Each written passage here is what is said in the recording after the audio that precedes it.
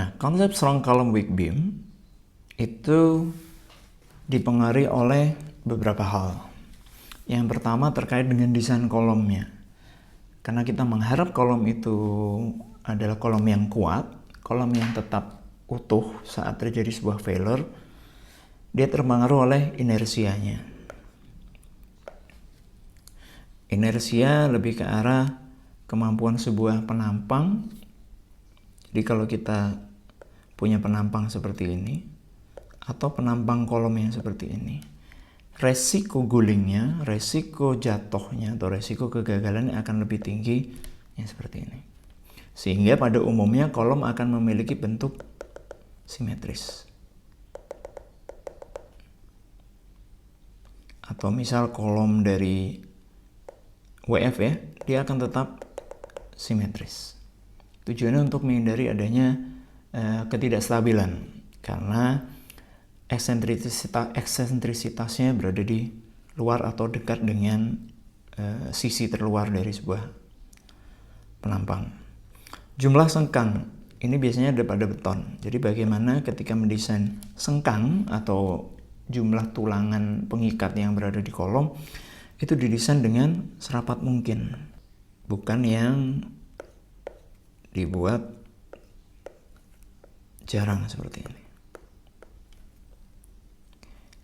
Ini akan jauh lebih kuat jika dibandingkan dengan yang jarang. Atau ukuran kolom dan dimensinya. Semakin besar ukuran kolom dimensinya, maka akan stabil pula sebuah struktur, karena kolomnya besar. Juga pengaruh dari bentang grid, jarak dan jumlah kolomnya. Jadi kalau kita punya sebuah bangunan di mana dia memiliki bentang yang cukup panjang, let's say sekitar 18 meter.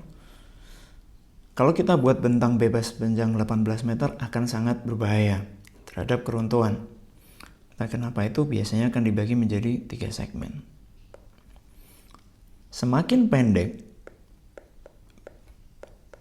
bentang portal ini, maka semakin kecil pula resiko terhadap keruntuhan pada kolom. Atau ketika kita mendesain sebuah gedung, kita lihat tampak atasnya. Semakin banyak jumlah kolomnya, ini tampak atasnya ya, maka semakin stabil pula struktur tersebut karena jumlah kolomnya banyak. Dan yang ketiga, setelah dari desain kolom dan bentang grid, yaitu tentang desain sambungan. Jadi pada beton, sambungan sudah menjadi satu antara balok dan kolom. Namun pada baja, kolom dan balok biasanya antara dibaut atau dilas. Nah, ini juga perlu kita perhatikan untuk bisa menciptakan sebuah struktur yang memiliki strong column weak beam, di mana sambungan harus lebih kuat dari kolom dan baloknya. Nah, ini sambungan di sini. Sehingga sambungan ini tidak akan kalah ketika menerima gaya geser atau gaya momen lainnya. Yang berubah dulu adalah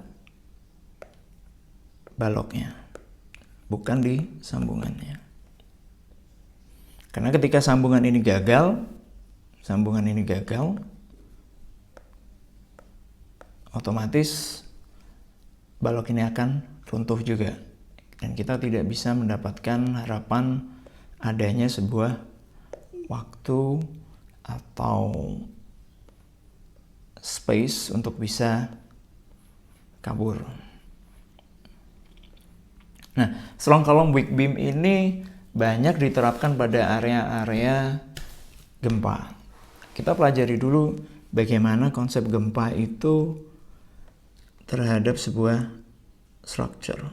Now it's time to test it on the shake table.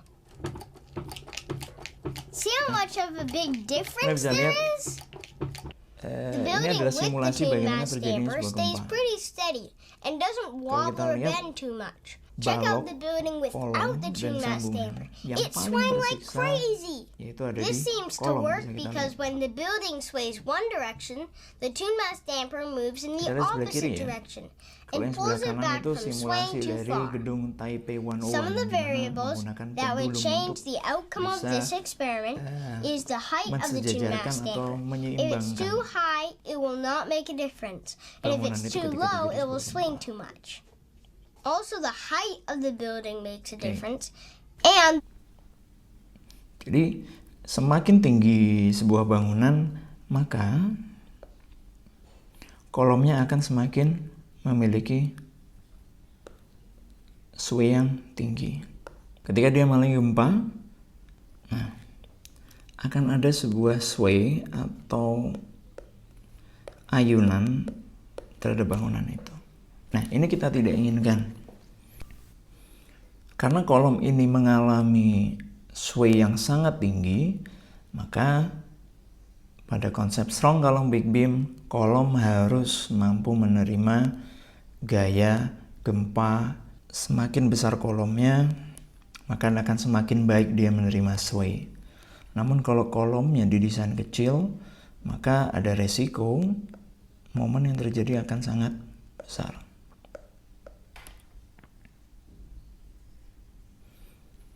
Ketika terjadi gempa, kolom menerima gaya, balok menerima gaya, sambungan pun menerima gaya. Nah, ini contoh bagaimana sebuah gedung bertingkat mengalami gempa dan kita berharap kondisi strong column weak beam berada di yang era ini. Di mana kolom akan tetap utuh, tidak mengalami sebuah keruntuhan.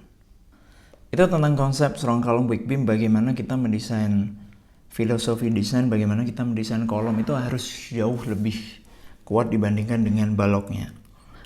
Tujuannya untuk apa? Tujuannya adalah untuk ini, memberikan sinyal awal saat struktur bangunan mengalami failure, sehingga nyawa yang ada di dalamnya, barang-barang berharga yang di dalamnya masih mampu diselamatkan.